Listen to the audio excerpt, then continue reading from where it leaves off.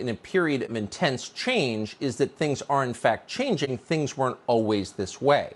So memory, history is your best defense against manipulation. When you remember the way things were, you can fight to preserve them. When you no longer remember it was always this way, then you're at their mercy. So with that in mind, it's worth remembering that 100 years ago, Memphis was one of the richest, best organized cities in the country. It had a booming economy. It had beautiful municipal parks, a lot of them, more than 100. It had one of the most modern sanitation systems in the world, something we take for granted now. But when yellow fever was real, no one took it for granted. Memphis was such a big deal that it, in fact, was the informal capital of an entire American region, the Mississippi Delta. But not anymore. In fact, by last year, if you went to Memphis, it was hard to believe that any of that had ever been true at any point, because by that point and now, Memphis had become a husk, and a highly threatening one. In 2021, according to federal statistics, Memphis, Tennessee was the most dangerous city in the United States. Last year, it recorded a total of 342 murders. Now, how many is that? Well, by comparison, San Antonio, Texas, which has more than twice the population, recorded fewer than half as many murders. So by any measure at all, Memphis was absolutely falling apart. But Liza Fletcher decided to make a life there anyway. After graduating from college, Fletcher moved back to Memphis. Both sides of her family had lived there for more than 100 years. She married a man she'd met in church. He grew up there too, and they had 2 little boys. She began teaching pre-kindergarten at a local girls' school. Here's a video that she made for her students at the beginning of the COVID lockdowns. It's only 15 seconds long, but you can tell immediately what sort of person Liza Fletcher was. Hey girls, it's Miss Fletcher. I miss all of you so much. I'm just at home with my kids, missing you guys, wishing we were back at St. Mary's, but I wanted to touch base and say, hey. Hey girls, it's Mrs. Fletcher. I miss you so much. So every year on their wedding anniversary, Liza Fletcher's husband wrote her a love note on Instagram. Reading them now will make you cry. But you can see why he felt that way. Her warmth and her decency shine through. Meanwhile in Memphis, 7 miles across the city, lived a man called Cleotha Abston. Like Liza Fletcher, Abston also grew up in the city of Memphis, but he could not have been a more different sort of person. Judging from his long public record, Cleotha Abston devoted his life to preying on people weaker than he was. Cleotha Abston was a predator. He was an evil man. At a young age, Abston was arrested for, among many, many other things, stealing, aggravated assault, weapons charges, carjacking, and rape. In 2000, he was convicted of kidnapping a local attorney at gunpoint downtown and forcing him into the trunk of his own car. Crimes like that are now common in Memphis. Last year, the city reported more than 100 kidnappings. But like most lifelong criminals, Cleotha Abston was never fully punished for what he did. He was released years before the end of his prison sentence.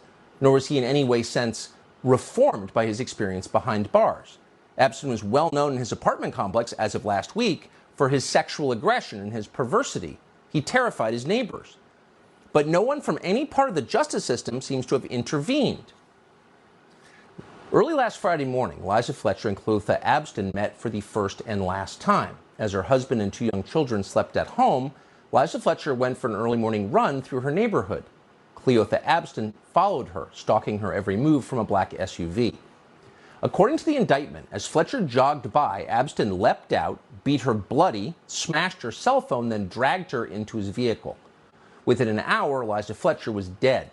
She'd been sexually assaulted and murdered. Police arrested Abston soon after based on surveillance video, but he refused to say what had happened to Liza Fletcher.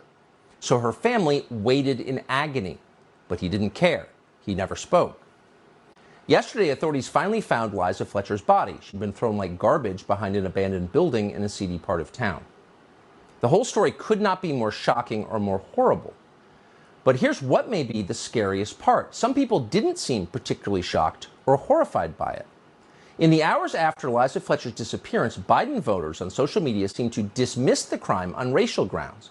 Why are we paying so much attention to the kidnapping of an attractive, privileged white woman? That's racist.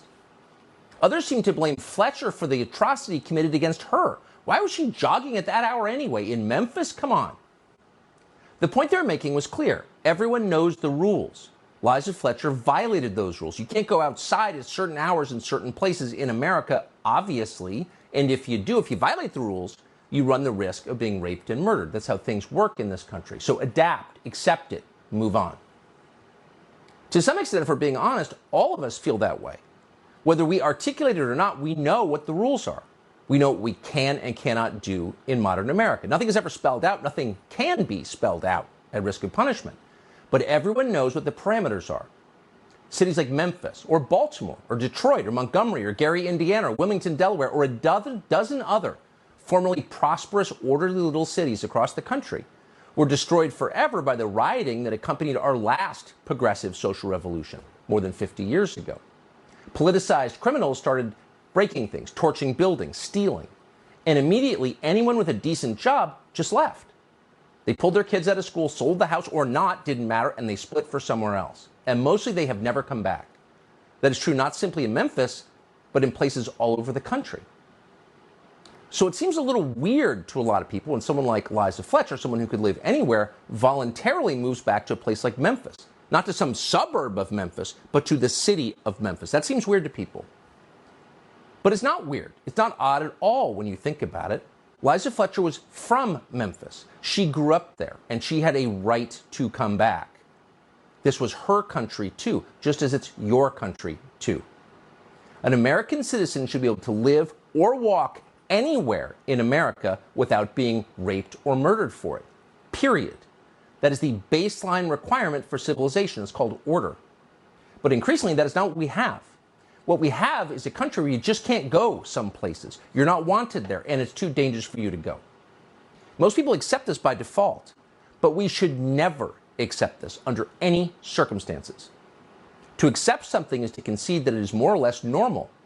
Once we acknowledge something as normal, whether it's children being castrated in the name of trans rights or women being murdered by rapists who should have been in prison but weren't because equity, once we accept that as normal, we are stuck with it forever. It is the new status quo. It will never change except to get worse. The good people who lived in Memphis a century ago would never believe what has happened to the city they built. They would weep if they saw it. That will be the experience of every American before long. Our entire country will be Memphis if we don't put a stop to this insanity right now with as much force as is required.